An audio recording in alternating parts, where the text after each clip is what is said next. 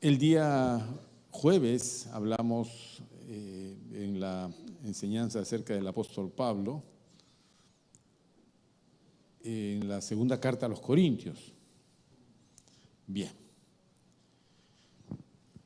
Nuestra Biblia tiene libros y cartas. Nosotros sabemos, libros del Antiguo Testamento, las cartas del Nuevo Testamento. Cartas porque fueron escritas por alguien, enviadas a cierta persona o ciertas personas. Cartas del apóstol Pablo a los Corintios. Pero en el Antiguo Testamento los profetas escribieron libros, es decir, registraron sus profecías o lo que el Espíritu Santo les guiaba a registrar en escritos que fueron guardados y después recopilados para formar lo que era el Antiguo Testamento. Bien, sumando Antiguo y Nuevo Testamento tenemos nuestra Biblia. Juntamente con el contenido que son cartas y libros, llegamos a conocer a estos hombres. Por ejemplo, Isaías escribió el libro de Isaías. Okay. Jeremías, el profeta, escribió el libro de Jeremías. Estos libros tienen nombres de sus autores, el libro de Ezequiel, el libro de Daniel, de Habacuc, Sofonías, etc. Otros libros son un compendio, es decir, la unión de varios libros cuyos nombres no tienen el del autor. Por ejemplo, Moisés escribió los 5 primeros libros de la Biblia, Génesis, Éxodo, Levítico, Números y Deuteronomio. Los escribió Moisés. Pero usted no ve Moisés 1, Moisés 2, Moisés 3, Moisés 4, Moisés 5, no está así. Sino que estos 5 primeros libros llevaron de nombre las primeras palabras del texto. Entonces, cuando usted lee Génesis, por ejemplo, dice, y estos son los orígenes, los principios, agarraron la palabra origen y la pusieron de título. En griego, Génesis. Bueno, y así algunos libros fueron tomando nombres y fueron conteniendo, digamos, registros, profecías, etc. Pero, por otro lado, algunos libros, por ejemplo, en el Nuevo Testamento, como la del apóstol Pablo, en la que estamos estudiando los días jueves, segunda carta a los Corintios, es una carta de defensa. El apóstol Pablo se está defendiendo. Envía la carta a la iglesia que él fundó, la iglesia de Corinto, donde el apóstol Pablo ha sido duramente acusado y ha sido atacado por algunos individuos que llegaron fingiendo ser maestros. Y lo primero que hicieron fue desacreditar a Pablo como ministro del Evangelio y su mensaje. Ciertamente ganaron algunos adeptos, siempre hay de esto en las iglesias. Entonces Pablo, para no generar una confrontación mayor, se retira y escribe esta carta, ¿no? Defensa de su ministerio, su servicio y defensa de su evangelio, el mensaje que él predica. Y es curioso entonces porque a Pablo se le acusa entre muchas cosas de no haber sido apóstol de Cristo, porque él nunca estuvo con los 12, que Pablo es un interesado, que Pablo es un maestro del error, es un aprovechado, que se aprovecha de las iglesias. Pablo es un ministro que no trae cartas de recomendación de la iglesia de Jerusalén. Es decir, todas las acusaciones que usted se puede imaginar fabricadas para desacreditar a una persona. Pablo se defiende. Pero con todo esto, tú dices, es que esta gente conocía a Pablo. Sabían quién era Pablo. Así como mucha gente nos conoce a nosotros de muchos años atrás. Pero eso es muchos años atrás. La pregunta es, ¿y el hoy? ¿Cómo nos conocen? ¿Nos conocen como si fuésemos las personas de hace años? ¿O es que ellos han encontrado algo diferente en nosotros? Es decir, el que dice estar en Cristo, ¿Viene a ser una persona diferente de antes de conocer a Cristo? Si eso es así, ¿en qué medida es diferente? Y otra pregunta válida, ¿qué generó esa diferencia? ¿Qué pasó con esa persona? Entonces vamos a tomar de ejemplo al apóstol Pablo, ¿ok? Su biografía para entender lo que esto significa. Oramos entonces. Amado Señor, gracias te damos en esta mañana. Gracias, Padre bueno, por la meditación de tu palabra.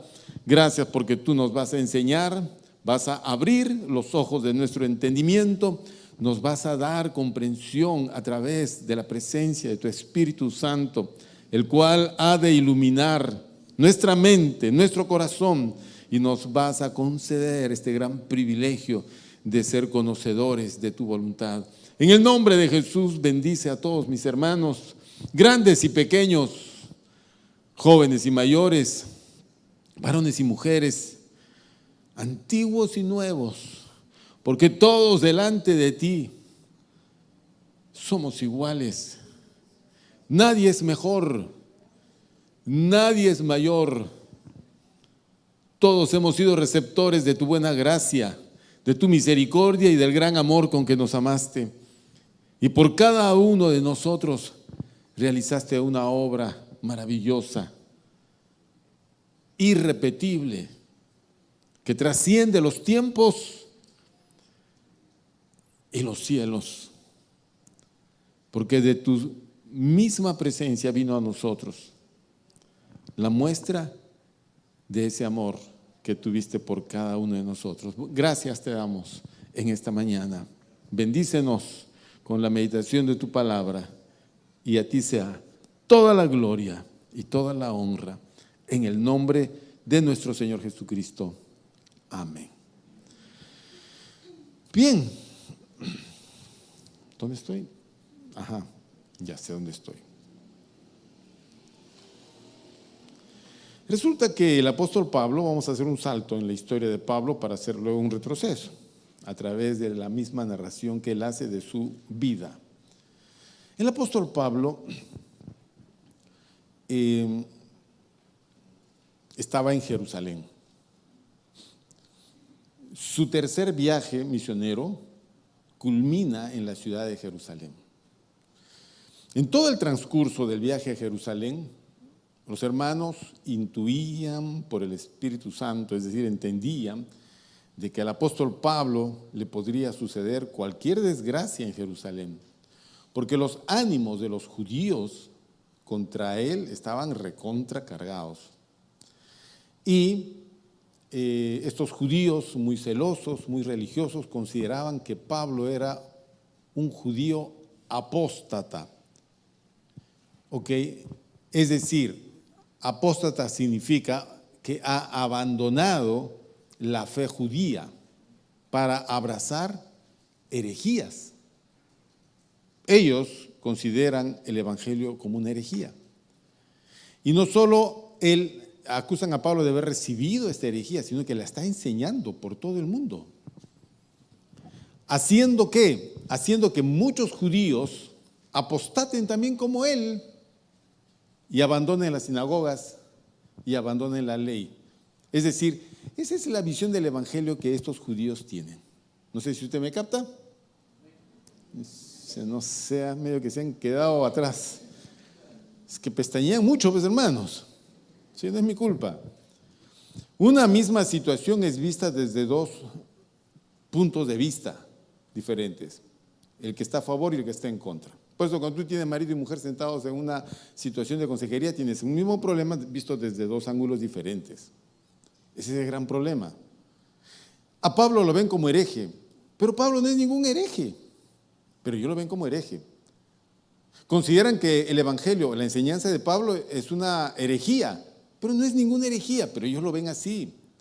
La labor de Pablo, que es su apostolado, porque Jesucristo lo llamó para eso, ellos lo consideran como acciones de un apóstata que hay que cortar como sea, pero no es así. Bueno, Pablo llega a Jerusalén y los hermanos de Jerusalén lo reciben y le dicen: las cosas acá están en contra tuya, mejor, para poder calmar los ánimos y decirles a los hermanos y mostrarles que tú no eres ningún apóstata, anda al templo y cumple todas las cosas que como judíos cumplimos en el templo, para que sepan que tú eres un hombre que guarda también las tradiciones de nuestra religión. Bueno, Pablo accedió a todo eso y estuvo en el templo con algunos judíos. Y en el templo fue reconocido por unos judíos de otro sitio que lo habían visto y lo habían correteado por algún lugar, ya no recuerdo más la historia. Entonces lo reconocen a Pablo y piensan que los judíos que van con él son gentiles. Y un gentil no puede entrar al templo, porque si un gentil entra al templo, los judíos lo matan en el acto, porque está prohibido que gentiles ingresen al templo. Entonces estos judíos empiezan a gritar a todos los demás judíos, porque el templo estaba lleno de gente, y dicen: varones, hermanos, este hombre que ha alterado la fe de nuestro Padre, está acá presente y ha metido gentiles al templo. Entonces la muchedumbre se lanzó sobre Pablo, lo agarraron, lo golpearon, así lo lincharon a patadas, puñetes, y lo estaban sacando del templo hacia afuera del templo al atrio para matarlo allí, porque adentro no podían matarlo, tienen que matarlo afuera. Y ese alboroto generó que la guardia romana, que está acantonada juntamente al templo, descendiese para ver qué pasaba y logran librar a Pablo. Allí inicia lo que se llama Pablo como prisionero, duró 4 o 5 años más o menos. Pablo es rescatado por los romanos, no se puede poner en paz a la gente. Pablo tiene que ser sacado a la fuerza del templo y conducido a la fortaleza, y de allí Pablo es llevado a Cesarea, una ciudad costera, la residencia del procurador romano, donde Pablo tiene que rendir cuentas de qué es lo que está pasando, porque los judíos lo están acusando. Le estoy contando de esto para que usted pueda saber cuando leamos el capítulo 26 de Hechos. Entonces Pablo empieza a rendir, su testimonio acerca de las cosas que habían sucedido en Jerusalén, que él no había transgredido ninguna norma, nada. Que él era un hombre cumplidor y celoso de la Biblia, etcétera, etcétera. Bueno, en una de esas llega a Cesarea el rey Agripa, de algunas regiones de esa zona del imperio. Judea no tenía rey. El procurador romano era la autoridad máxima en Judea. Bien, las otras regiones que antes conformaban Israel sí tenían reyes. Agripa es descendiente de Herodes, del Herodes ese que mató a los niños. Quiso matar a Jesús y mandó matar a los niños. Es un nieto o bisnieto de ese Herodes. Bien, él está visitando al procurador romano que acaba de llegar a Cesarea para darle la bienvenida, y el procurador romano, que se llama Porcio Festo, le dice al rey Agripa y a su esposa Berenice, le dice: mire, ya que están acá, aquí me han dejado, el procurador anterior me ha dejado un preso medio complicado, un asunto complicado, se llama Saulo de Tarso. Él ha sido acusado por los judíos en Jerusalén de que es un así y es un asá. ¿Qué tal si ustedes le escuchan, ya que Agripa conoce todas estas cosas, ya que ustedes pueden escuchar y me pueden aconsejar a ver qué pasa? Bueno, pues, entonces se presentan y Pablo va a testificarle al rey Agripa. Pablo ya no podía ser liberado porque anteriormente él había solicitado que su causa la vea el mismo emperador romano. Él apeló a César, entonces tenía que ser conducido por los romanos, porque Pablo era ciudadano romano, tenía que ser conducido hasta Roma, y en Roma esperar en prisión preventiva su juicio ante César. Mientras eso demoraba, él estaba en Cesarea cuidado, no maltratado, atendido y cuidado, porque era un ciudadano romano, acusado, pero todavía no era culpable. Entonces no había sanción. Tampoco estaba libre. Tenía ciertas libertades dentro del recinto donde era custodiado, pero ahí se pasó 2 años esperando. Entonces, las oportunidades de Pablo ahí fue que mucha gente fue pasando por Cesarea y Pablo fue predicando. Les predicó a los romanos, a los ¿cómo se llaman los señores estos? Los procuradores romanos, los soldados romanos, la gente noble, y ahora le toca al rey Agripa y su corte. Qué maravilloso. Capítulo 26 de Hechos de los Apóstoles, por favor. No sé si los aburrí. No, o sea, no, digan la verdad, por favor. Creo que los aburrí. Difícil que me quiten la sensación, ¿ah?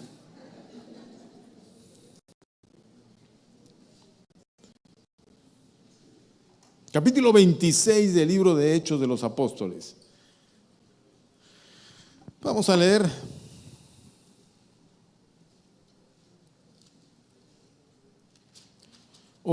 para entrar al 26, en el capítulo 25, versículo 23, dice: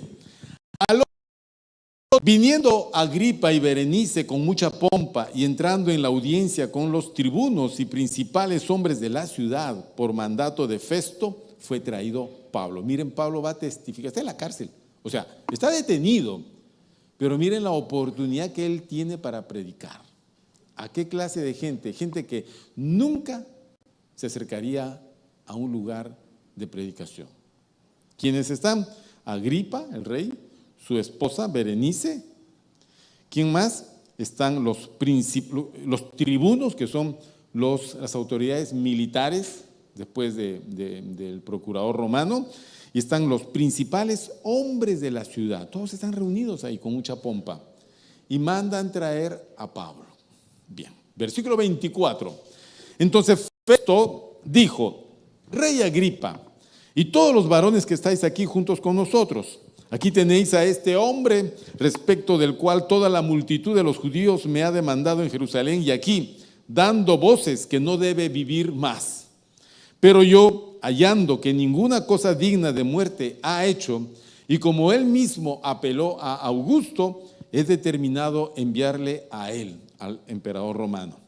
Como no tengo cosa cierta que escribir a mi señor, tenía que enviar pues el informe, ¿no? Las acusaciones, los escritos que tenía que enviar para saber el caso en Roma. Como no tengo cosa cierta que escribir a mi señor, le he traído ante vosotros y mayormente ante ti, oh rey Agripa, para que después de examinarle tenga yo que escribir. Porque me parece fuera de razón enviar un preso y no informar de los cargos que haya en su contra. Entonces Agripa dijo a Pablo: se te permite hablar por ti mismo. Ok. Pablo entonces, extendiendo la mano, comenzó así su defensa. Me tengo por dichoso, oh rey Agripa, de que haya de defenderme hoy delante de ti de todas estas cosas de que soy acusado por los judíos. Mayormente porque tú conoces todas las costumbres y cuestiones que hay entre los judíos, por lo cual te ruego que me oigas con paciencia.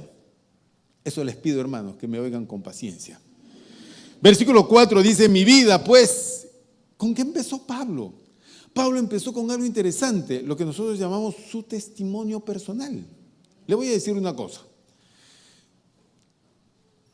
Algo que a ti no te pueden arrebatar ni contradecir es tu testimonio personal. Es decir, el ser testigo de un hecho personal. Ese hecho fue tu encuentro con Cristo. ¿Ok? Por ejemplo, a mí me pueden decir muchas cosas, puede venir alguien, me puede vapulear con sus argumentos y me deja, pues, digamos, indefendible, ¿no? Pero lo que no va a poder contradecir es mi experiencia personal. ¿Ok? Si no tienes una experiencia personal con Cristo, allí tienes un vacío que tienes que llenar urgentemente. ¿Por qué? Porque la experiencia personal con Cristo, tu testimonio, responde y aclara perfectamente qué es lo que pasó contigo para que tú hoy debas o seas diferente. Okay. Pablo está acá 30 años, me parece, después de estos acontecimientos que él va a narrar como testimonio personal. y Él lo recuerda como si hubiera sido ayer. Cada uno de nosotros debe de tener un testimonio personal de su encuentro con Cristo como si hubiera sido ayer. Me puedo olvidar de muchas cosas, pero de mi encuentro con Cristo no me puedo olvidar. ¿Cómo me voy a olvidar de eso? No. Decimos nosotros con mucha frecuencia, y quizás por la frecuencia, porque lo decimos, le restamos valor. Me olvidé lo que iba a decir.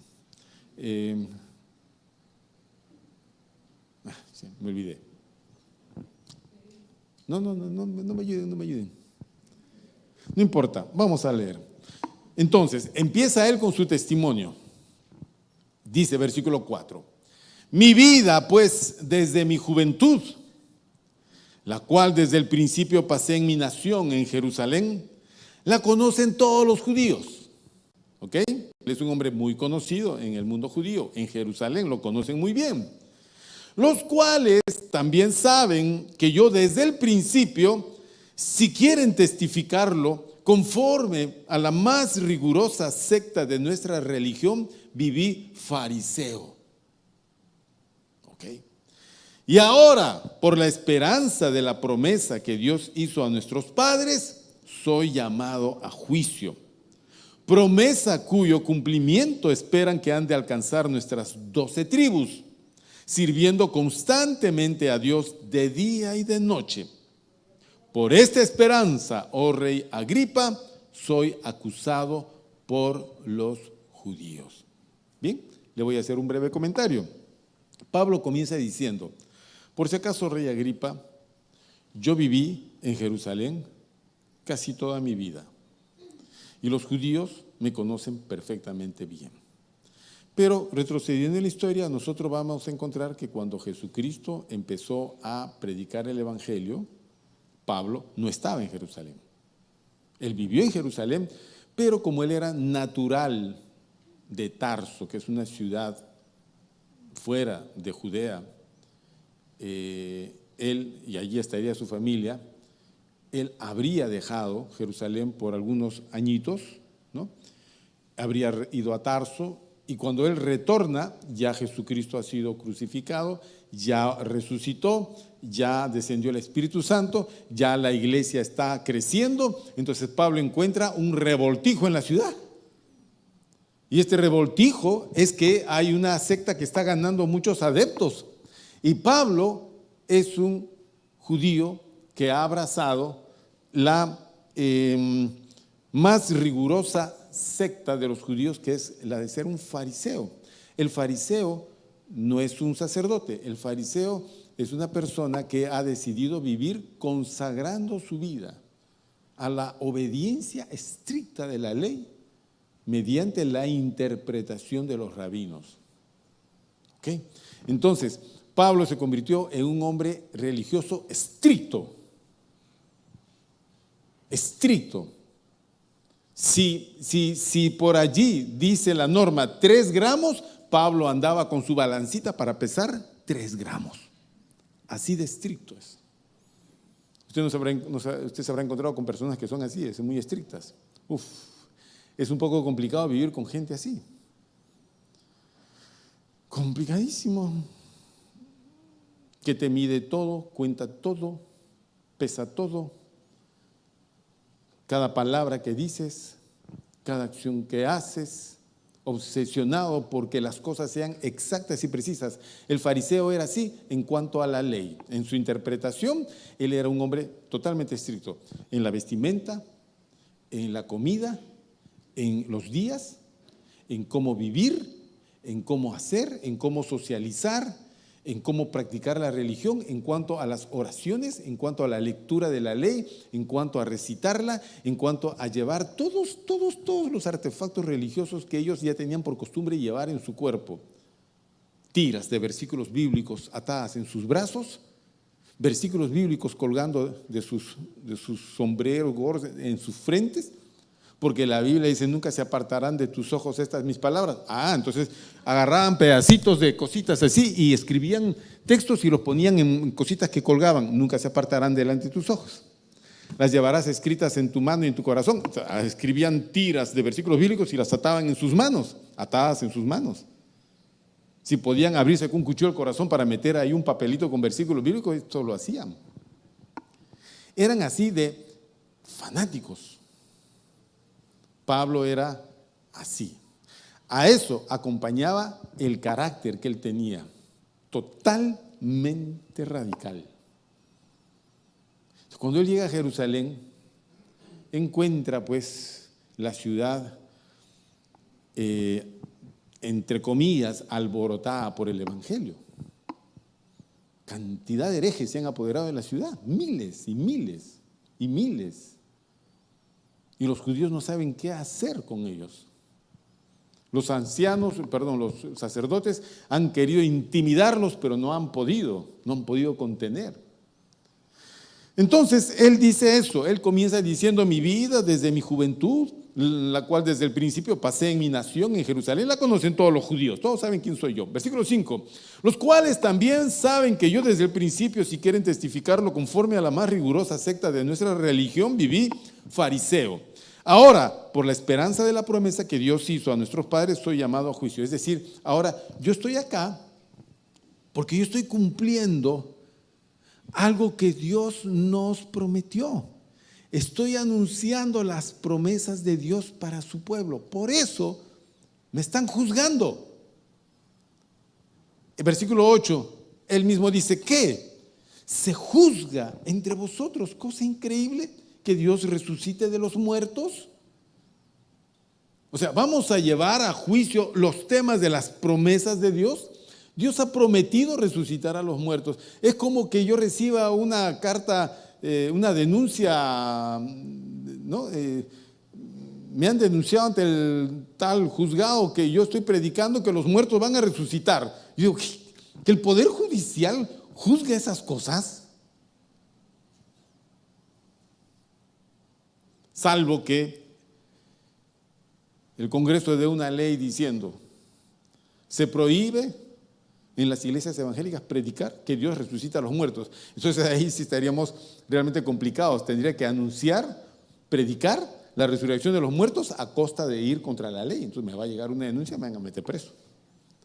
Pablo dice: ¿qué? ¿Se juzga una cosa así? 9. Yo ciertamente había creído mi deber hacer muchas cosas contra el nombre de Jesús de Nazaret, lo cual también hice en Jerusalén. Es decir, Pablo inició una campaña personal de persecución del nombre de Jesucristo y de todos los adoradores de Jesucristo. Pablo inició una cruzada en Jerusalén. ¿Cuándo inició esta cruzada? El día en que los judíos mataron a Esteban, el diácono de la iglesia. Ese día inició en Jerusalén la persecución de los cristianos y fue feroz. Tan feroz que los cristianos tuvieron que salir, muchos huir de Jerusalén. Bien. ¿Quién estaba a la cabeza de eso? Pablo. Pablo estuvo presente cuando los judíos apedreaban a Esteban y lo mataban. Pablo fue testigo de eso. Y miren todo lo que dice. Versículo 10, lo cual también hice en Jerusalén. Yo encerré en cárceles a muchos de los santos, habiendo recibido poderes de los principales sacerdotes. Y dice, y cuando los mataron, yo di mi voto. Pablo era cómplice de la muerte de muchos creyentes. Este hombre llevaba a cuestas en su conciencia el haber participado de esa cruzada contra el evangelio. 11. Y muchas veces, castigándolos en todas las sinagogas, los forcé a blasfemar, y enfurecidos sobremanera contra ellos, los perseguí hasta en las ciudades extranjeras. Entonces, el apóstol Pablo tenía cartas de los ancianos de Jerusalén, las autoridades del mundo judío, con la cual se le autorizaba a él entrar en las sinagogas donde él fuese, donde se autorizaba la carta, y ahí empezar a preguntar, y a cada uno, Le andaba haciendo preguntas y de esa manera detectaba quién era cristiano y quién no lo era. Y si era cristiano, entonces los sacaban y los empezaban a castigar y a torturar para que blasfemen, para que renuncien públicamente de Cristo. Y así encerraba a mucha gente y flagelaba gente. Y cuando algunos no querían, eran entregados para ser ejecutados. La orden la mandaba Saulo de Tarso. Ese era Pablo. Es decir, tú puedes encontrar a un hombre que tiene propósitos definidos en su vida. Esos propósitos están determinados en su corazón, en su ser interior. Él tiene sus convicciones firmes. No hay nada más firme que las convicciones religiosas. No hay nada más firme. Dicen los sociólogos que hay de dos cosas que no se pueden cambiar en la vida. Una, de religión, y dos, de equipo. Es decir, nunca vas a ver a uno de la U yéndose a la alianza. Eso es imposible. Ni de la alianza pasándose a la U. Yo antes era de la alianza. Lo botan del Monumental. Eso no existe. Y Saulo tenía propósitos firmes en su corazón para perseguir cristianos. Para él, ¿qué cosa eran los cristianos? Herejes. ¿Por qué están tan serios, hermanos? ¿Qué cosas eran los cristianos para él? Herejes. A los cuales hay que perseguir, exterminar. Es una plaga que hay que exterminar. Si tú tienes una plaga de cucarachas en tu casa, ¿qué haces tú? ¿Las crías? ¿Las alimentas? ¿Las proteges? ¿Ah? Una vez llegó una plaga de esas cucarachitas de cocina, esas chiquititas. Ay, cuando esas llegan, hermanos, qué complicado exterminarlas. Y en la casa donde vivíamos, los muebles eran de madera. Y no podíamos exterminar esas. Llegaron a quedarse. Entonces, se reproducía más rápido de las que matábamos. Abríamos los reposteros y ahí corrían y se escondían. Entonces, descubrimos que el método más efectivo de matar esas cucarachas no eran envenenándolas, sino agarramos la gallina y abrimos los reposteros y metíamos la gallina, y la gallina a una velocidad increíble, hasta que no quedaba una, y otra vez cerrábamos el repostero y abríamos el otro y metíamos la otra gallina, y la gallina se comía todas las cucarachitas. Finalmente la gallina salió muy rica y muy apetitosa. Porque eso comen ellos. ¿Qué cosa comen? Insectos, granos, todas esas cositas. Una plaga la tienes que exterminar. Una plaga la tienes que exterminar, no la puedes mantener. Y Saulo dijo, estos cristianos son una plaga que yo siento el deber de exterminar. Mi servicio a Dios es exterminar estos herejes.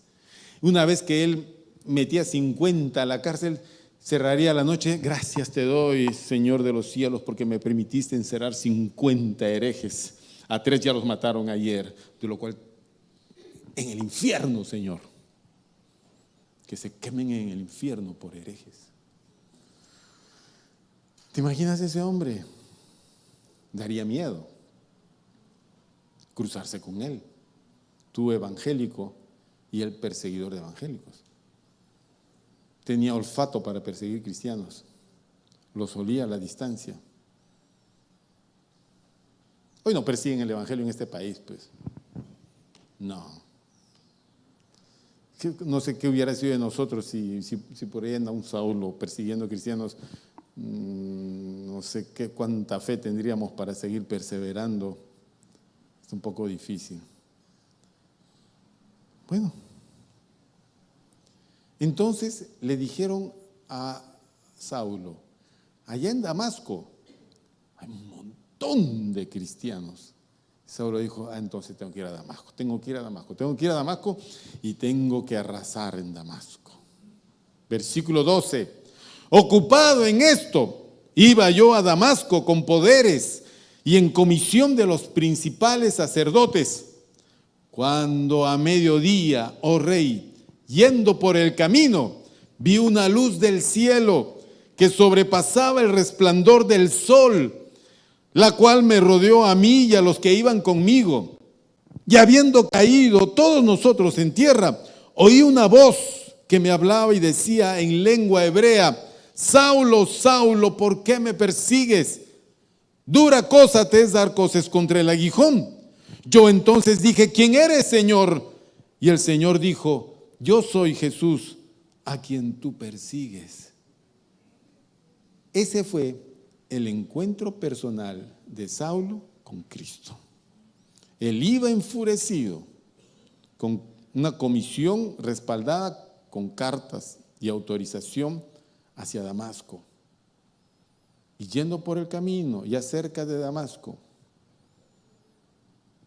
pensando él en lo glorioso que sería capturar a esos cristianos, una luz del cielo que sobrepasaba el resplandor del sol.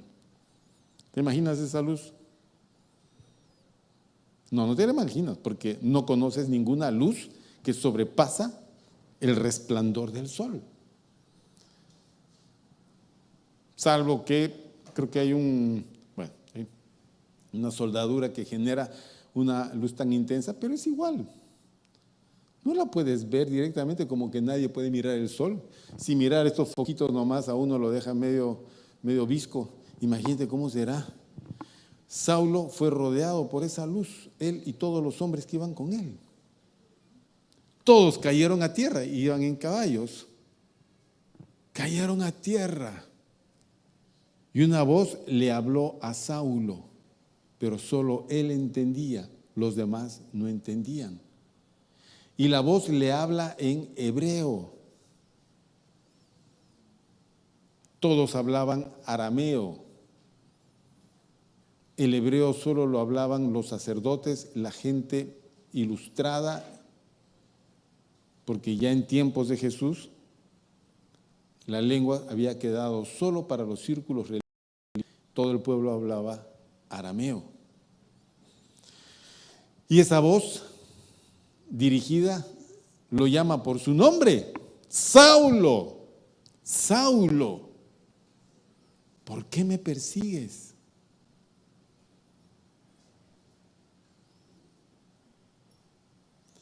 Le dice: dura cosa te es dar coces contra el aguijón, que es una frase que se utiliza para decir cuanto más pateas al aguijón, más daño te haces. El aguijón era una punta que llevaba el que labraba la tierra, un palo largo con una punta de hierro adelante. Entonces, cuando avanzaba, tenía que avanzar la yunta de bueyes, ¿no?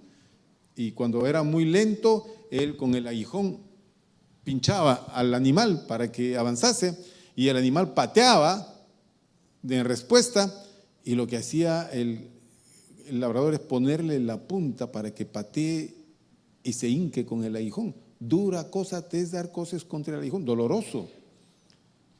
Lo que Pablo estaba haciendo era nada, era algo solo contra él. Porque nadie puede herir a Dios, porque no puedes pelear contra Dios.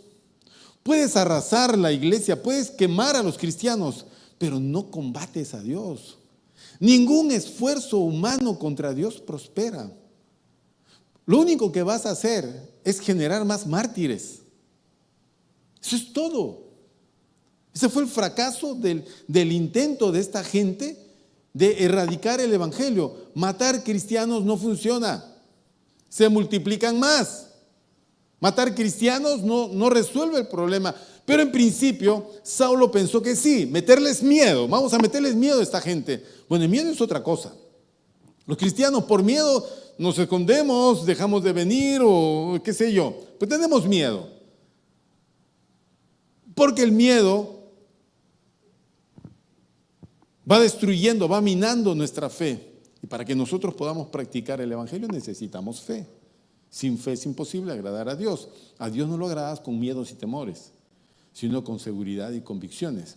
Las convicciones de este hombre, severas, humanas, pero severas, estaban dirigidas contra Dios.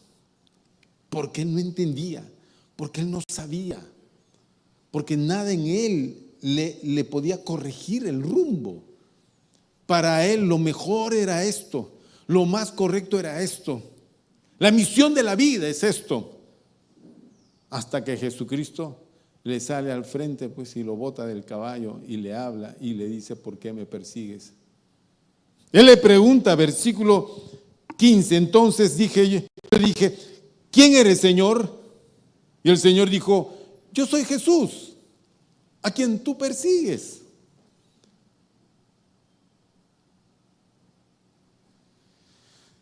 Ya para Saulo, en esa pobre cabecita, no cabía más el escuchar eso. Le generó, es como cuando tienes la fruta en el vaso de la licuadora, pero no enciendes la licuadora, ahí está la fruta. Pero cuando enciendes la licuadora, ¿qué pasa con la fruta? ¿Ah? Se licúa, pues. Si es licuadora, se licúa. Es decir, empiezas a hacer papilla la fruta. Entonces tú pones fresa, ¿qué más pones? Papaya, ¿qué más pones? Piña, haces un surtido, ¿ok? Echas un poquito de agua, ¿no es cierto? Y le echas alguna otra cosita más. No le eches azúcar, por favor. Ok. Entonces, ya está. Y te vas.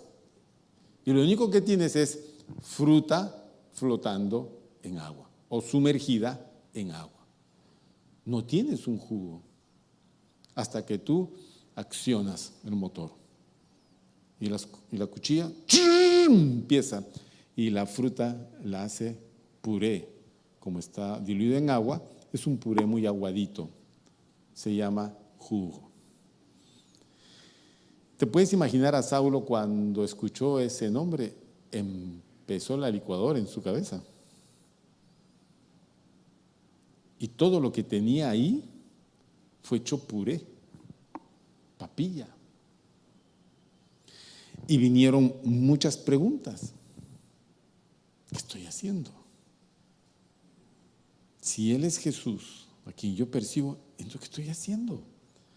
Lo único que estoy haciendo, estoy llevando a cabo el peor error de mi vida. Estoy caminando en la dirección contraria, equivocada. Estoy echando a perder lo que Dios está haciendo. Estoy matando santos. Estoy destruyendo la obra de Dios. Mi vida solo es un estorbo en la obra, en el camino. Dios podría haber enviado un león que atacase a Saulo en ese camino y haber sido devorado, y era todo. Pero Dios no hizo eso. Dios envió a Jesucristo. Jesucristo se le apareció, le habló y le cambió la vida. Eso fue lo que pasó. Entonces Saulo, una vez que entiende todo el error en la que vive, le pregunta: Señor, aquí no registra, está en el mismo libro de Hechos, en su conversión, en el capítulo 9, le dice: Señor, ¿qué quieres que yo haga? Ya está, cambió de dirección.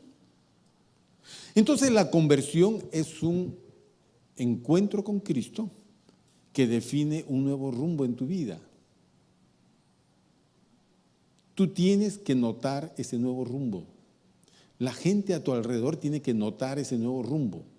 Si ese nuevo rumbo no es tangible, visible, conocible, hable, que se escuche, no pasó nada contigo, eres un religioso. Las iglesias evangélicas se llenan de muchos religiosos. Pues sí, muchos religiosos. Porque tendríamos que preguntar: dígame usted, ¿para dónde iba? Y ahora, ¿a dónde lo lleva Cristo? Es como que yo voy en línea recta, así ese era el propósito de mi vida, y de repente Cristo me mandó para allá. Fue un giro total. Cambio de propósitos. Yo vivía así, ahora vivo de esta forma. Antes era así, ahora soy otra persona. ¿Se registra eso en su experiencia? No sé. Entonces, ¿qué le dice el Señor en el versículo 16? Pero levántate y ponte sobre tus pies, porque para esto he aparecido a ti, para cambiar tu vida, para cambiar la dirección de tu vida, el propósito de tu vida, de tu existencia, para ponerte por ministro y testigo de las cosas que has visto y de aquellas en que me apareceré a ti, librándote de tu pueblo y de los gentiles a quienes ahora te envío, para que abras sus ojos, para que se conviertan de las tinieblas a la luz y de la potestad de Satanás a Dios, para que reciban por la fe que es en mí perdón de pecados y herencia entre los santificados. Le cambió totalmente la razón de vivir. Totalmente. Conversión. Esto es conversión, mis queridos hermanos. De perseguidor a predicador. Hoy en el día se menosprecia mucho el término predicador. Es un predicador. Es como decir, es un pobrecito. Es un predicador. No agarró ninguna profesión, se metió de pastor. Pobrecito. De algo hay que vivir. Y como la gente pues son borregos, ahí van. Así nos juzgan. A mí no me importa, la verdad. Yo no vivo por la opinión de nadie. La percepción de la gente con respecto a mi persona no me importa. Porque si me importase, hoy estaría deprimido, acomplejado, temeroso. No me interesa lo que digan otros. Interesa lo que diga Dios. Pero los otros deben de decir lo correcto. Que a la persona esta que ellos conocían, hoy ya no la conocen. Es diferente. Porque me sentaba con ellos en cantinas, hoy no voy a las cantinas. Porque me sentaba con ellos y fumábamos, hoy no hago eso. Porque me iba con los otros y decíamos cosas, ya no hacemos esas cosas. Porque hablaba de formas groseras, hoy no hablo así. Porque era maltratador, era violento, era agresivo, o era malintencionado, o era un ladrón de esos, un negociante estafador. No soy así. No soy así. Vicioso en esto, vicio. Entre los cristianos no puede haber vicios. No puede haber vicios. Una hermana me decía, mi esposo, pastores, tiene tanto vicio al juego que no llega a la casa, llega 2 horas después porque se queda en el parque jugando. No puede. Habrá que cortarle la mano para que ya no haga la cosita esa, no sé. O que Cristo llegue a su corazón, ¿no? No debe haber vicios de ninguna clase. Esos tiktokeros, o esos viciosos del TikTok, tengan mucho cuidado. ¿Te imaginas a Saulo yendo a predicar el evangelio con su TikTok? Yo no me imagino. Porque se estaría cargando, ¿no? Con todas las cosas que mandan todos esos señores. Las chicas que bailan, los chicos que hacen, los otros que saltan, los perritos que ladran, los carros que chocan, las desgracias que pasan, los bailes aquí, los bailes allá, las bromas acá, los chistes rojos acá. Entonces somos como grandes tinajas llenándonos de tanta basura, porque eso es lo que es. Y luego llegamos, ¿y qué les vamos a dar a la gente? Nada. No tengo nada que darles. ¿Qué voy a cantar? Nada. No tengo nada que decir. Estoy lleno. Mira a lo que Dios llamaba a Pablo.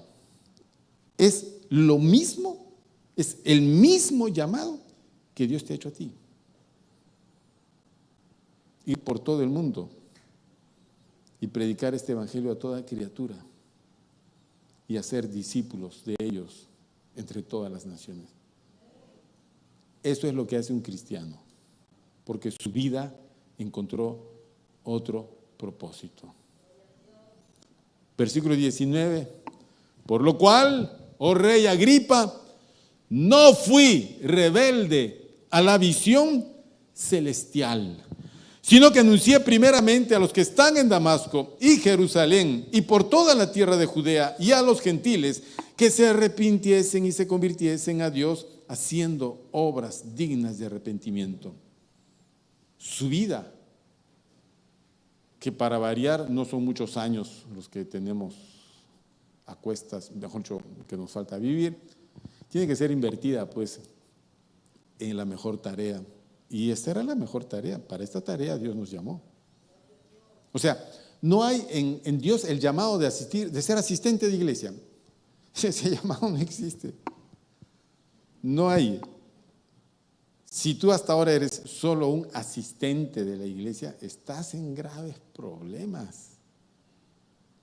Te lo tengo que decir. Tienes que ser una persona activa en un propósito de Dios para tu vida. ¿Ok? No necesariamente pastor de una iglesia, no necesariamente, porque a unos los llama de una manera y a otros de otra manera. Pero todos estamos involucrados en un propósito de Dios y estamos viviendo para ese propósito. ¿Entiende? Porque yo sé que mis días van a tener un término. Y yo no quiero terminar mis días como mucha gente termina sus días, sin pena y sin gloria. Debemos de culminar una carrera, la carrera que tenemos por delante. Se llama vida cristiana. Bien, esto como ejemplo. Ese es el testimonio de Pablo. La pregunta es, ¿y cómo es nuestro testimonio? ¿Cómo es nuestra experiencia? ¿Realmente hay un día, registras un día en que te chocaste con Jesús? En una iglesia, en una reunión, en algún lugar, donde te confrontaste y dijiste, sí, yo necesito eso. ¿Y eso cambió tu vida? ¿No?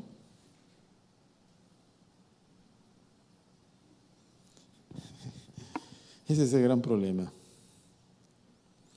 Hay personas que le preguntas, oye, ¿tú eres cristiano? Sí. ¿Y cuándo te convertiste? Ni recuerdo. Ah, ya. ¿Pero dónde fue? Creo que fue en la iglesia de mi abuelita, no recuerdo si tenía 11 años o 12 años. Ya, tiene 40 ahora. Ya. Y desde ahí, bueno, sí, asisto a una iglesia con mi esposa. Sí, ya. Dígame, ¿se convirtió o no se convirtió? Bueno, si usted quiere saber, solo hay una forma, como dijo el Señor Jesús, por sus frutos los conoceréis. Todo árbol se conoce por su fruto. Un árbol bueno no puede dar frutos malos. Un árbol malo no puede dar frutos buenos. Todo árbol se conoce por sus frutos. Ok, entonces, ¿quién es la persona más indicada para decirte esto? Es la persona que vive a tu lado, al cual tendrías que preguntarle. ¿Tú qué crees, gorda? No voy a renegar, no voy a decir nada, no me voy a resentir. Pregúntale, hazle la pregunta. ¿Tú crees que yo realmente desarrollo una vida cristiana como el pastor está mencionando? De frente, ¿ah? De frente te lo va a decir. No, ni loco. Ok. Entonces tienes que ir a Cristo. Oye, ¿tú crees que yo No, hija, no, tú no. De frente te va a decir así el esposo. Porque tú reniegas, porque tú haces esto, porque tú haces acá, porque tú haces allá. Nos pasa a todos. Yo sé que aún los cristianos tenemos problemas y los cristianos tenemos situaciones que resolver. ¿Ok? El cristiano tiene cómo resolver situaciones. El que no es cristiano, no sé cómo las resolverá.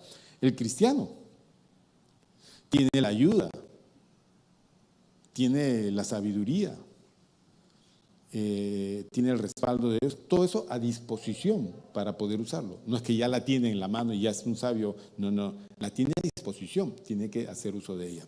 Pero paso a lo segundo. Ese cambio interior, ¿quién lo realiza? Porque lo que sucedió en Saulo fue un cambio en su ser interior. Se encendió la licuadora, le dije, eso es adentro.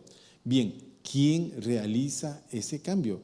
Ese cambio lo realiza el Espíritu Santo. ¿Ok? Él es el agente transformador de tu vida. Y comienza en un momento llamado conversión. La conversión de la que hablamos, la palabra técnica para conversión es regeneración. Y regeneración es una palabra que tiene dos términos, re y generación. Generación es creación y re es la repetición de la creación. Es decir, la conversión es una recreación de tu ser. Hay que volver a crear una naturaleza dentro de nosotros en el ámbito más profundo y más determinante de tu existencia, que no es tu billetera, sino tu espíritu. Tu espíritu. Porque allí radica tu vida, allí radica tu ser, solo que ese ámbito está en tinieblas, está vacío, está mortecino, ajeno de la vida de Dios, está endurecido, está cegado de toda virtud. Solo hay en nosotros crianza, moralidad, educación. Hemos formado un estilo de vida y lo defendemos a rajatabla, pero interiormente, a donde la gente no alcanza a ver y nosotros mismos no somos conscientes, Dios ve y dice: estás muerto en tus delitos y pecados. Necesitas ser regenerado, recreado espiritualmente. Y eso lo hace el Espíritu Santo. Nadie más lo puede hacer. No lo hace el pastor, no lo hace el apóstol, no lo hace la iglesia, no lo hacen los cánticos. Eso lo hace el Espíritu Santo al interior del corazón. Bueno, entonces, la pregunta que le hizo cierto maestro judío, fariseo, al Señor Jesús: ¿qué tengo que hacer para entrar al reino de los cielos? Jesús le dijo: tienes que volver a nacer, tienes que ser regenerado. Esto es del Espíritu, le dijo.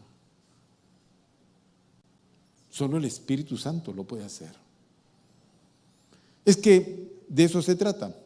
Si no tocamos, si no se trabaja el corazón de la persona, su ser interior, que involucra mente y espíritu, si eso no se trabaja, no hacemos nada. Solo estamos parchando, ¿ok? Una ropa vieja con parche nuevo. Solo vamos a hacer más grande la rotura. ¿No? ¿Tú conoces a algunos hermanitos que venían y eran fogosos y después se fueron al mundo y ya están peores que antes? Eso fue lo que pasó. Tratamos de parchar con consejos sabios una vida que no había sido regenerada. Finalmente terminaron peor. Ahí está. Peor. Entonces, el Espíritu Santo es el que genera el cambio al interior de la persona. Se necesita ese cambio al interior. Te voy a llevar a un versículo, Ezequiel capítulo 36. Vamos a Ezequiel. Libro del profeta Ezequiel, está antes de Daniel, está después de Jeremías. Libro del profeta Ezequiel capítulo 36.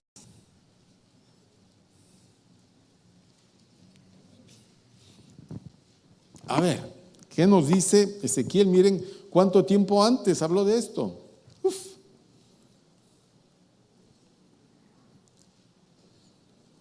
Habló Ezequiel 400 o 500 años antes.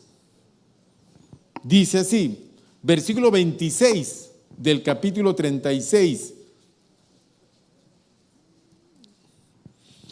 Ya lo tienen, hermanos. Os daré corazón nuevo.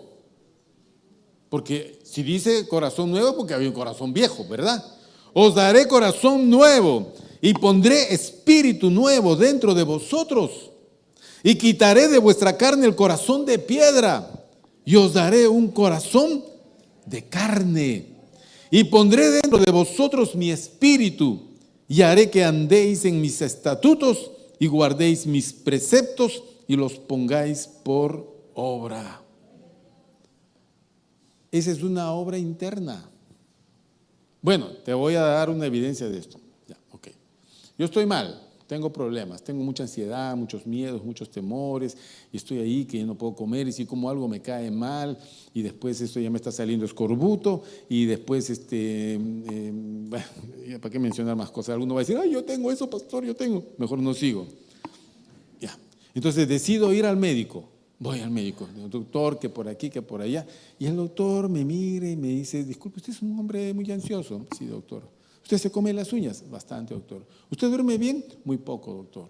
¿Usted reniega por todo? Generalmente sí, doctor.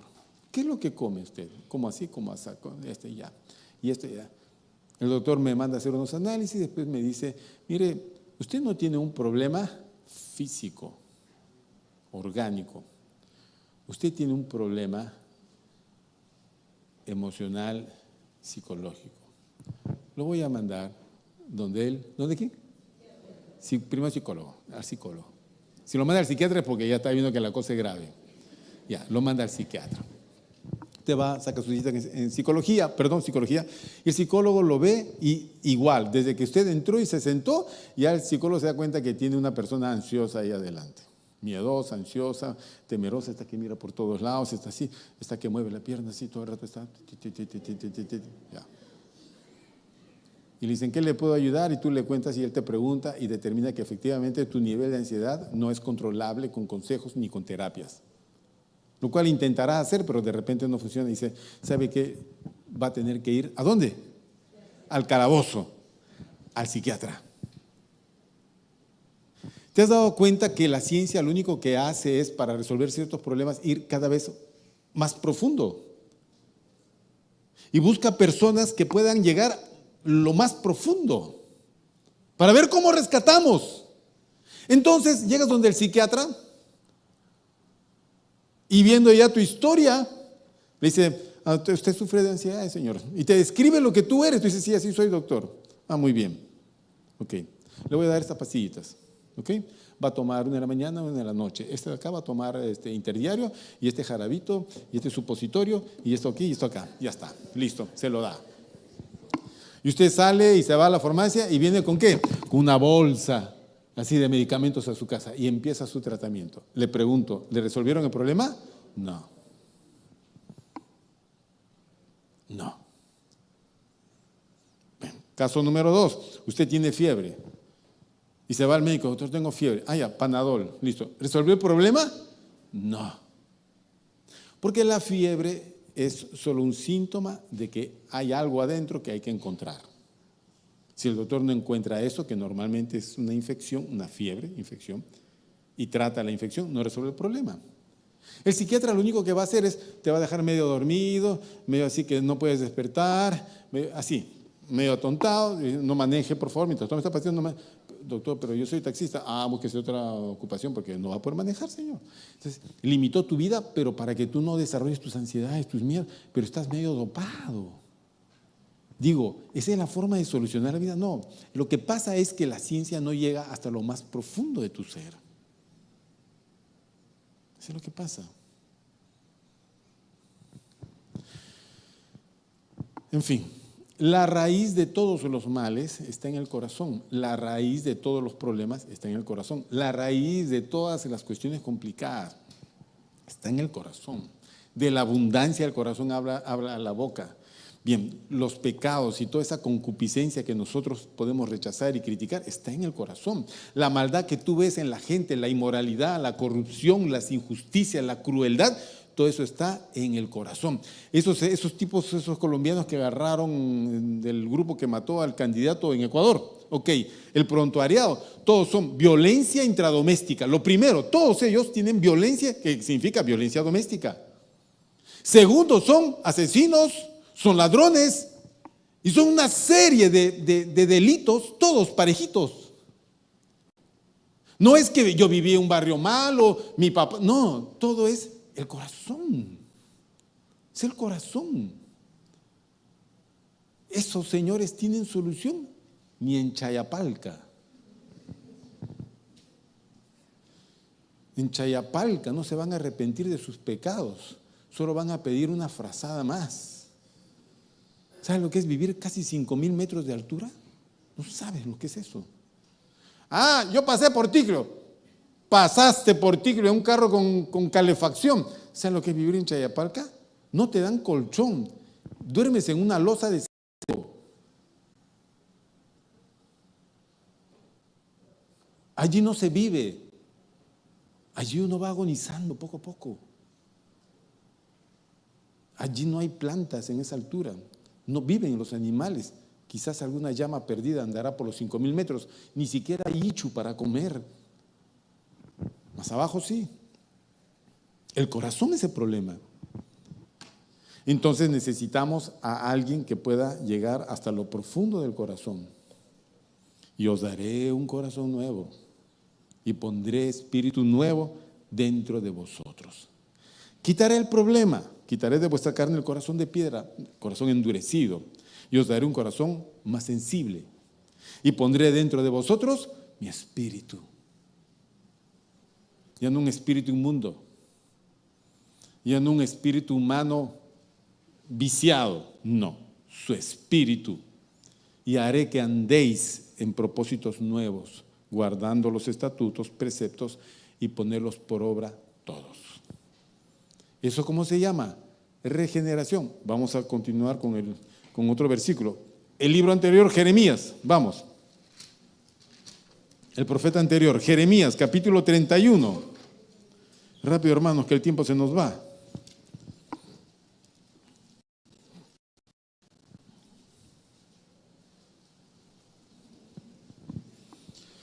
Jeremías 31, versículo 33, dice: pero este es el pacto que haré con la casa de Israel después de aquellos días, dice Jehová.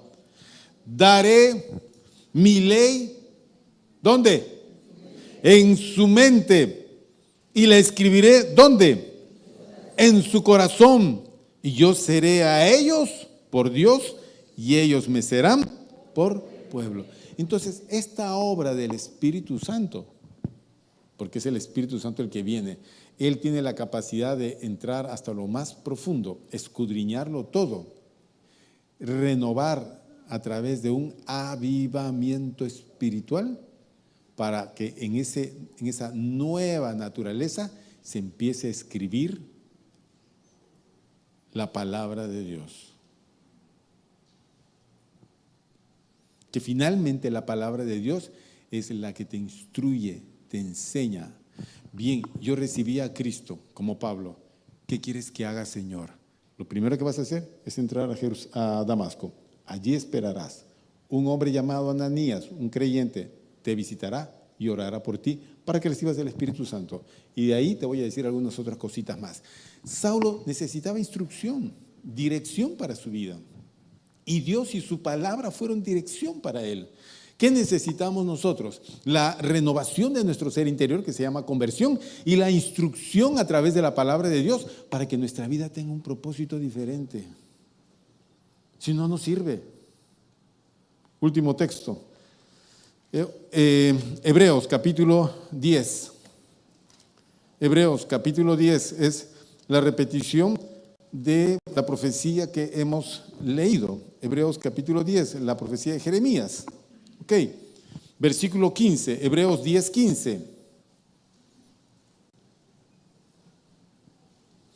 A veces estoy en alguna iglesia de las que no quiero mencionar. Bien, hermano, vamos a ver Biblias. Por favor, abran su Biblia en tal y veo que nadie mueve un dedo. Y nadie ha traído Biblia. Genial, ya. Entonces, ¿qué hago? Nadie tiene Biblias. No es porque sean escasas, sino porque no son personas habituadas al texto bíblico o son muy nuevos que no tienen una Biblia. Yo cuando fui por primera vez a una reunión cristiana no tenía Biblia, tenía hambre más bien. Era todo lo que yo llevaba. Bien, versículo 15 del capítulo 10 dice: y nos atestigua lo mismo el Espíritu Santo. Porque después de haber dicho: este es el pacto que haré con ellos después de aquellos días, dice el Señor, pondré mis leyes en sus corazones y en sus mentes las escribiré.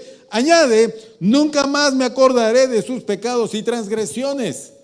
Ha citado a Jeremías. Ok, dice: pues donde hay el perdón de estos pecados, ya no se necesita más ofrenda por el pecado. Y no tenemos que estar sacrificando animalitos para el perdón de nuestros pecados. Ya no, tus pecados los perdonó Jesucristo en el día de tu conversión. Borrados todos los pecados tuyos. ¿Ok? Por eso que se acaban la ansiedad, los miedos, porque ya no hay acusación, porque ya no hay culpa. Ok.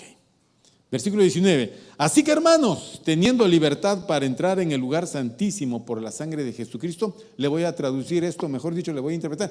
Tenemos libertad para entrar a la misma presencia de Dios a través de la sangre de Jesucristo, de su sacrificio. Versículo 20. Por el camino nuevo y vivo que Él nos abrió a través del velo, esto es su carne, porque cuando Jesucristo murió, abrió de par en par un camino nuevo hacia Dios. Versículo 22 dice, acerquémonos con corazón sincero. Ahora sí podemos, en plena certidumbre de fe, purificados los corazones de mala conciencia y lavados los cuerpos con agua pura, que significa santificados, mantengamos firme sin fluctuar la profesión de nuestra esperanza, porque fiel es el que lo prometió. Y considerémonos unos a otros para estimularnos al amor y a las buenas obras, no dejando de congregarnos como algunos tienen por costumbre, sino exhortándonos, y tanto más cuando veis que aquel día se acerca. Yo solo puedo dar testimonio y fe de los que veo, no de los que no veo, de los que vienen, no de los que no vienen. Me dicen, pastor, ¿y el hermano fulano? No lo veo en la iglesia. Y si no lo veo en la iglesia, no sé dónde estará. No sé qué estará haciendo. Dice, pastor, tal hermano para servir. ¿Quién es? Ese así, sí, así. Ah, sí lo veo. Yo lo estoy viendo, pues. Entonces, el hecho de estar presente, de perseverar en congregar, de estar escuchando, evidencia que hay algo dentro de usted, la necesidad de recibir instrucción, porque Dios hizo algo en tu corazón, trabajó un cambio interior, que se llama conversión. Solo que tienes que ponerle punche a eso. No te puedes quedar tan pasivo, tan corto. No. Tienes que ser decidido, militante, batallador, valiente, porque el tiempo se acaba. El día en que Cristo retorna está cerca, o el día de tu partida está cerca. No podemos estar esperando. ¿Qué vas a esperar para hacer algo? ¿Qué vas a esperar? ¿El terremoto 8.8 para recién orar? ¿Qué vas a esperar? No sé. ¿Qué vas a esperar? ¿Qué esperamos? Ese es el momento. Entonces, tienes que decirle al Señor, Señor, ¿qué quieres que yo haga? Algo tenemos que hacer. Amén, hermanos. Cerramos nuestros ojos.